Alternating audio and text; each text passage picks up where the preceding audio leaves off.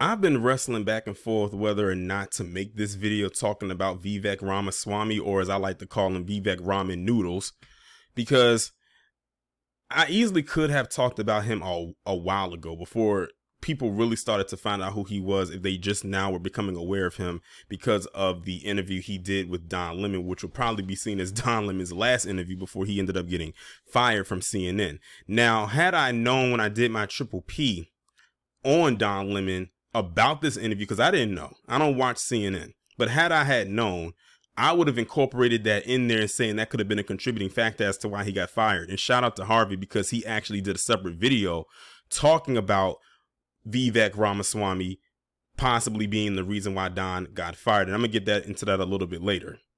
But the first time I actually heard about this guy was on Blacklight Revelations 2. And shout out to Rob. He was the first person I've ever seen talk about this guy. I'm like, who is this dude? Like, why is he so important? And why should I know who he is? And good thing I learned about him then, because this guy is going to be a problem for black people, especially foundational black Americans. Now, you know, I always talk about when it comes to the presidential run, as far as on the Republican side, I've always said that if Ron the Snowflake, or as I like to call him, runs, he's going to be a problem for us on a federal level, especially with all the stuff that he has in motion and all these bills like that Stop Woke Act and everything like that. That's literally what he tries to run on. If he gets in, it's going to be a problem for us. But this guy right here is what I call the sleeper. You know how you have movies that come out and they become what's called sleeper hits, like movies that people don't think is going to do well, or movies that people don't check for, and it ends up becoming a hit, and then people start looking for it after the fact. That's him, but in human form. And let me tell you something right now. Everything that I've heard about this dude, as it pertains to black people, that is, I could care less what he thinks about anybody else. I'm only focusing on us. Is not good. Like, he does not have a good rapport with black people at all. And I'm talking about foundational black Americans. I'm just talking about us, all the other groups that's in the diaspora. If they got an issue with him, they can air out their grievances with him. I'm focusing on us. So this guy, he's of Indian descent. Clearly, when you hear that name, that's not an American name at all whatsoever. And when you look at him, you can tell he's not your typical American. I actually just found out this guy's 37. He's only 3 years older. Well, soon to be 3 years older than me. I don't know if he was born, you know, if he just turned 37 or he's about to turn 38. He's either going to be 3 years older than me, because I'm recording this a little over a week before my 34th birthday, or if he's going to be 4 years older than me. So I'm not exactly sure, but he's 37 as of right now, currently at this age as I'm talking. And he plans on running for president of the United States in 2024 on the Republican side. Now, I think Joe Biden said that he threw his hat in the ring to run for re-election. And that's like the big talk right now. So everybody's kind of gearing up. All I'm going to say is this election cycle, this next one is going to be very interesting, to say the least. A lot of people are going to be paying very close attention to how everything is going to be ran. I'm curious to see who else is going to be running on the Democratic side, to be quite honest. Not because I'm supporting them, but I just want to see who else is going to throw their, well, if he runs for re-election, then it's only going to be him. So it's really going to be who's going to run on the Republican side. Listen, y'all can tell I'm not that deep into politics like that, just by me saying that, but it is what it is. So this guy is planning on running on the Republican side.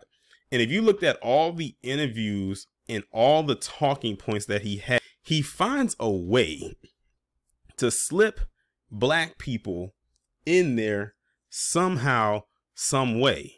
And whenever he does it, you would think that this guy is the so-called quote unquote spokesperson for black people, but not on anything good, but on everything bad. And then you have his flunkies that will jump into comment sections, especially on Twitter is where I see it the most, that will say, oh, Vivek, you are so inspiring. You are so wonderful and everything like that. Note to self. Whenever you have white people that do that, and that could be for anybody, whether they're white, not white, black, whatever, say things that's disparaging about black people, white people are going to jump to support you. Seemingly, they're going to jump to support you. And that's exactly what they're doing right here. And that's leading towards what recently happened with the interview he did with Don Lemon, which what I believe is the last interview Don did on CNN before his departure. And I'm putting that lightly because really, in actuality, he got fired. He did an interview talking with Don Lemon and, you know, just a different host of different things. Now, before I get into it, CNN is starting to shift. And I think I talked about this before, but in case I haven't, CNN is starting to shift in a direction away from what made them known. You know, CNN has always been seen as this liberal type of network for years, probably since its inception, or at least in latter years. But now they're starting to shift more into a conservative pundit, much like Fox News, in order to compete with them. Because when you think about it, the two biggest networks, as far the biggest network that's more liberal is seen as CNN. The biggest network that's seen as conservative is Fox News. But CNN is starting to shift in a way that's going to start to mimic what Fox News is doing. So they brought in Vivek Ramaswamy, and and Don Lemon interviewed him, and Vivek started spewing out all the different types of rhetorics that you could think of. But the one that, you know, was really potent about it was when they got into the discussion about like the NRA and, you know, the organization of the NRA, how it was, you know, formed and how it affected black people. And it's like, this guy was spewing out a bunch of lies, and Don Lemon, shockingly, you know, in the last couple of months has grown a spine. I think it's because of the loss of his primetime show, but I think it's like too little too late at this point. Decided to check him on that. And a lot of people was actually saying Don was right. There was a lot of people that was in support of what Don Lemon said, but the damage was already done. So they literally brought in my opinion, I think they knew Don was getting ready to be on his way out. Because like I've said before, when Don got his primetime show taken away and he got moved to the morning show where he had to share the show with two white women, I said, yep, he's on his way out. I called that back then, like back in December, I believe it was, when he lost his primetime show. It was either November, December, I forget. It was somewhere around that range. When he lost that primetime slot, I said, yeah, whenever they do that, that means that they're about to hoist you out to sea with no life raft. And that's exactly what they did. But notice they didn't fire him at that time. That was his warning when he made that comment about Nikki Haley, about the age and the prime and, you know, past your prime and past the wall and all that. That was just a warning shot. But this one with Vivek Ramaswamy, that was the kill shot. So you had a warning shot, and then this was the kill shot. And this was the one that was a bullseye that put a nail in Don Lemon's career at CNN after being there for 17 years. But they were just basically talking about the NRA and, you know, how the organization was formed. And Vivek was spewing out a bunch of nonsense and lies that didn't make any sense. And Don, in so many words, was checking him. He was correcting him on it. But of course, Vivek is one of the people that don't like to be corrected, especially when it comes to the topic of black people, because apparently he's an expert. He knows our entire history better than he knows his, or better than we know ours. And that's an issue that a lot of black people have when it comes to people who are not black, who will try to tell us our own history. And then when we check them on it, they get upset. I remember seeing comments in the comment section under his post, Vivek's post, where he would talk about, you know, the interview that he did with Don. He would post a video and he would leave a comment, and then you had people under there say, why do you have to be, you don't have to be black to talk about black people.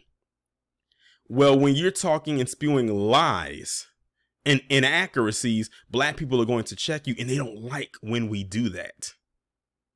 They hate it when we check them. We're supposed to just deal with whatever lies that they tell us about ourselves and keep it moving. That's how you rewrite history. Now, keep in mind, Vivek Ramaswamy, he may have the talking points of a white supremacist, but he's not white, which is why I always say you do not have to be a white supremacist. I mean, a white person to be a white supremacist. He is the perfect embodiment of that phrase, of that statement. And there's many more out there like them because he uses all the talking points. And he fits it right down to a T, and he does it with no shame. That's why they always say We have no friends. We have no allies. No matter how many times they think that there's some kind of allyship there, or how many times black people think that they have some kind of ally, all you have is your own. I know that. Those who are on code know that. Those people like Vivek knows that with his community. The only people that seemingly don't understand that is some of these brain dead Negroes out here that always feel that they need a helping hand or to extend that olive branch. You better pull that olive branch back or cut it off. Or we can do it for you. Either way is fine by me. Because we have to gatekeep as much as we possibly can. We have to close in these ranks. Because he's gotten so comfortable going on these networks, especially on Fox News. They love him over there. To go over there and spew all types of rhetoric about us. He spews rhetoric about other people, but he loves talking about us because that's the order of the day. That's the order of the week, the month, the year, the decade. You know, talking about black people in a disparaging way. And that's exactly how you will get your foot in the door. Now, the most recent thing that I saw about him when I was trying to find some stuff to talk about when it comes to him is that apparently another person who just lost their job, ironically, on the same day as Don Lemon, Tucker Carlson, he says that he would be a good addition to the 2024 field for him. And I'm sitting here thinking to myself, you want to add someone to your campaign that literally helped bring a multi-hundred million, damn near billion, probably $1 billion lawsuit against the network that he worked at, and you want to have him on your team? I mean, I could see the fitting, you know, the writing on the wall, because you have two pin-headed liars working together.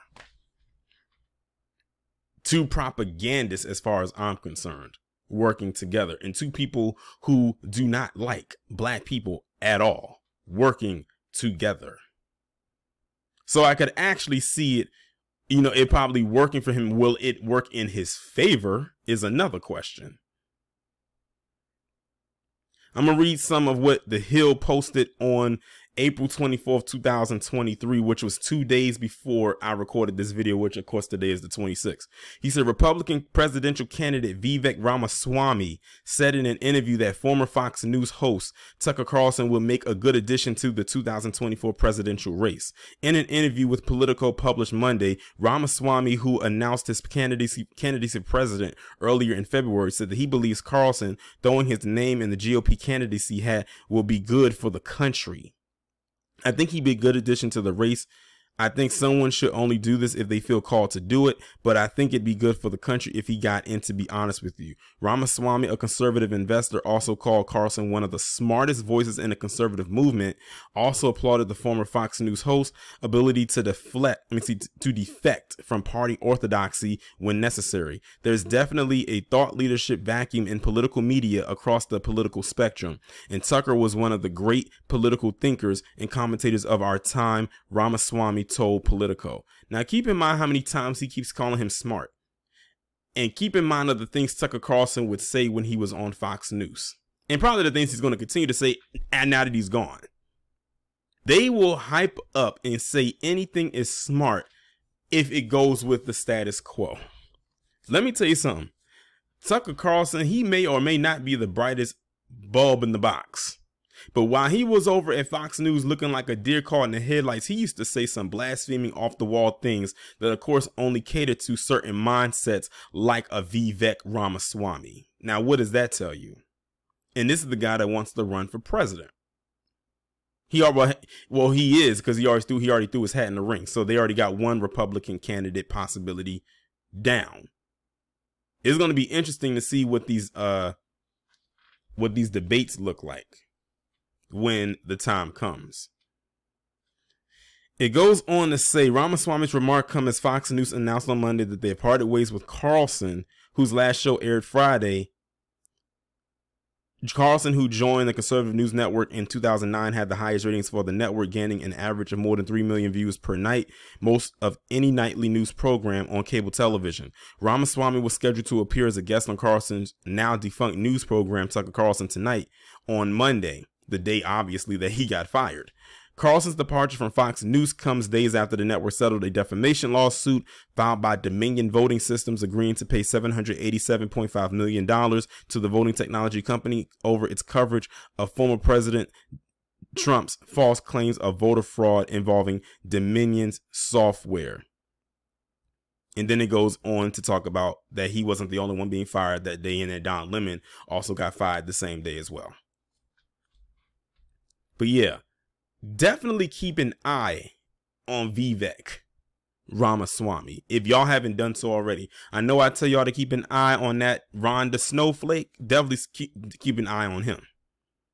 But it's not going to be hard to take your eye off of him because he's already out there. But this guy is what I call the sleeper. Keep a watchful, close eye on him, and even watch some of the interviews that he does. Watch some of the stuff that he says. And you'll come back to this video in case y'all were unaware of who this man was. And you'll see exactly what I'm talking about. He says the right things to the wrong people. And the right things, of course, is anything disparaging about black people. The wrong people, of course, well, y'all know who they are. Like I said, if you don't believe me, if you have a Twitter account, go and look at his Twitter feed, his thread, his timeline.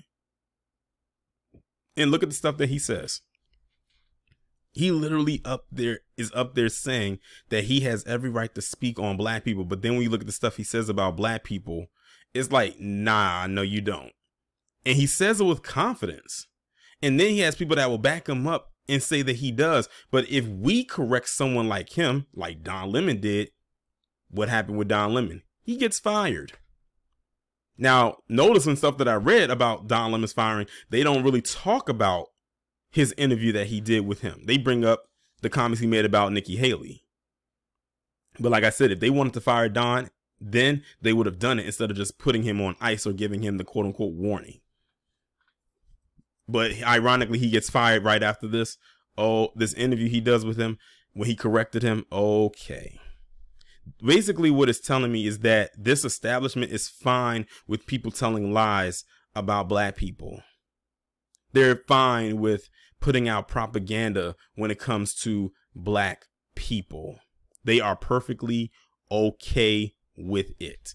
And if us as black people, foundational black Americans, have a problem with it, we either just deal with it and not say anything, or we say anything and get dealt with accordingly. Vivek, your take on this conversation about reparations?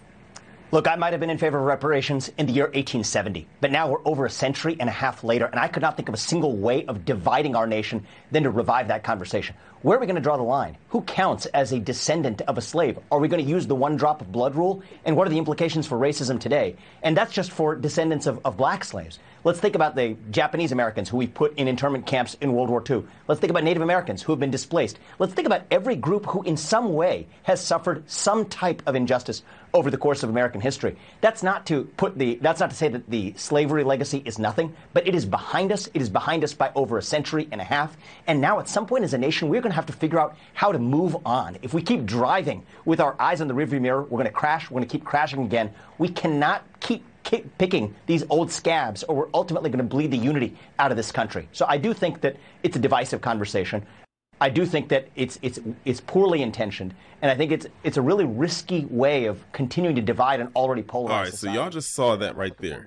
Now, looking at this and everything that I've talked about when it came to Vivek Ramaswamy up until this point, you would think that this video that you just heard from this interview that he just did, that this happened this year, like this discussion that he had right now, that this video is from 2023, maybe a few months ago. You will be shocked to know that this actually is not even from this year. It's not even from last year. This video, this interview that he was doing was from 2021, around April of 2021. So you're talking about a little over 2 years ago when he did this. And of course, who else is sitting in the middle? Laura Ingraham, aka Miss Shut Up and Dribble herself. And he actually wrote something in a tweet up above this. You can't see, but I'll read it. He said, plain and simple, the fastest way to completely divide our nation would be to implement reparations. First off, the nation's already divided. It's been divided. It's only united by title. United States. That's the only place where it's united. Everywhere else is divided. I've come to grips with that. Many others have as well. He says, what about the Japanese Americans? What about the Native Americans? Both groups have received reparations. There's literally a whole chart that you can go and look at online, and it'll show you what groups receive reparations and how much they received. And our name is on there too. But guess what? When it comes to the number part for us, it says 0. Everyone else has a figure, and a very hefty figure next to them. Some probably have a little asterisk next to this because they probably are still receiving. Now, y'all saw the video that I did about Marco Rubio and those other politicians and what they're about to do for them folks.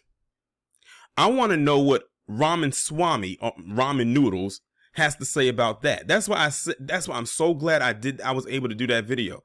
And I said, keep that same energy. And notice he mentioned, what about Japanese Americans? What about Native Americans? He didn't mention that other community.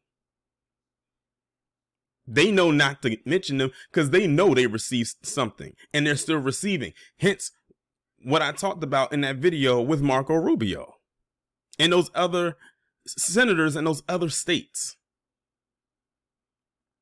But this right here shows you that this dude has been on a crusade against black people for a while now. This is not something brand new. And I saw a comment when I was looking through the quoted tweets of this tweet right here. And it was a black person, and they had wrote, how did he even get a platform? And I replied to them with just a couple of words. He's anti-black. That's how he got a platform. That's why he's blowing up. If you look at how the talking points are for a lot of people who have anti-black sentiments, and you look at their subscribers or their followers, and you see that they might have a little blue check that was given to them, not paid for, and you look at the type of comments are under that comment section, yeah, it all adds up. Fakem, the Coonstress, ABL, Greg Foreman, the Hodge twins, Vivek Ramaswamy, Mark Dice, Charlie Cheon, Charlie Kirk, Nick Fuentes, so on and so forth. Every last one of them has said or has continued to say anti-black rhetoric, and every last one of them has a big platform, no matter what social media outlet they use. Is that a coincidence or nah? Meanwhile, those of us over here who combat that struggle to get those kind of numbers. And even when we do have those kind of numbers, it's still something tricky going on with the algorithm. Such as Phil Scott, who has he has 2 good big platforms. Numbers should be higher than what they are.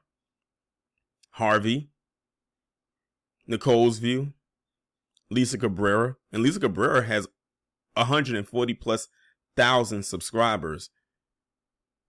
But the way that you would see her views, you would think that she had less than that.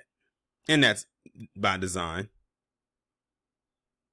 True Royal Family, the one LVZ, they keep messing with his channel. Afro Elite, Black Alpha Network, Beatzilla, Kid Gravity, Professor Black Truth,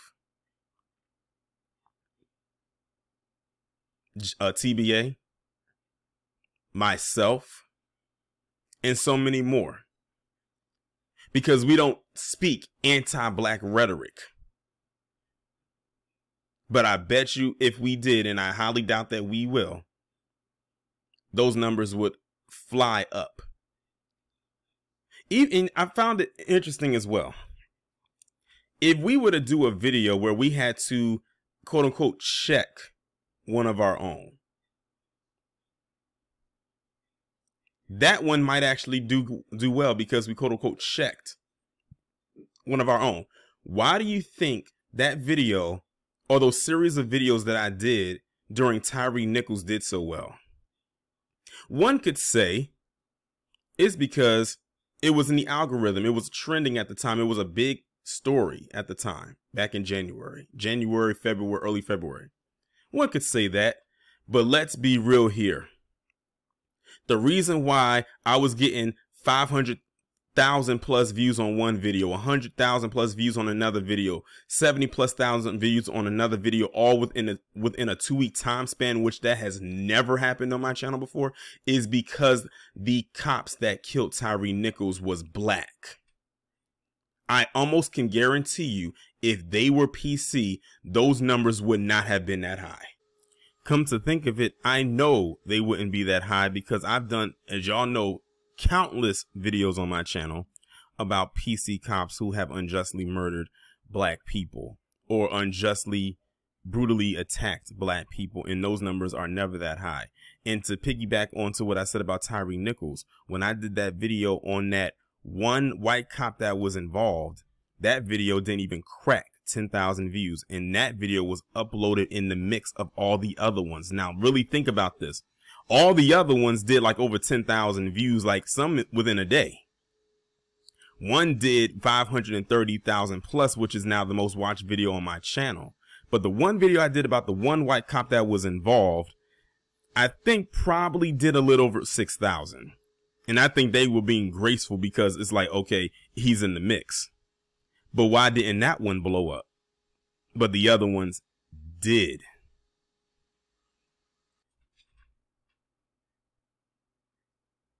Now, I could be reaching for that, you know, in that aspect.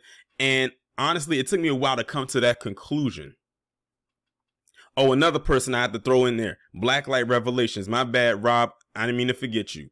Another one. And he actually figured something out too with his algorithm. When he was doing videos on just pearly things, oh, them numbers was high. But the minute he started to go back to talking about, you know, the real stuff, because that was, as far as I'm concerned, that was just entertainment. As when he went back to talking about the real stuff, then the numbers started to change and go back to quote unquote normalcy, if that's what you want to call normal. But yeah, when I was doing those videos about Tyree Nichols, the reason why I believe those views were so high is because the cops that killed him was black. That's truly what I've come to the conclusion of. When you say anything be anti-black on these platforms, you will get a boost somehow, some way, when it all is said and done. And that is why Vivek Ramaswamy is like their golden goose for right now. But he, in my opinion, is going to fall into the same category as Rhonda Snowflake in being a one-trick pony. You know how Rhonda Snowflake is always talking about CRT and anti-woke this and anti-woke that, and how he's picture-hoeing himself. And by the way, he is in hot water right now when it comes to Disney. I don't know what makes him think he's going to take down Disney, but okay. Vivek, I believe, is going to fall into that same category, but when he's talking about his anti-black rhetoric, because people are not going to just stand there and roll over and just let him just say anything and just think that he can say whatever he wants about us and he's not going to get checked. That's not happening. He has another thing coming if he thinks that's what it's going to boil down to.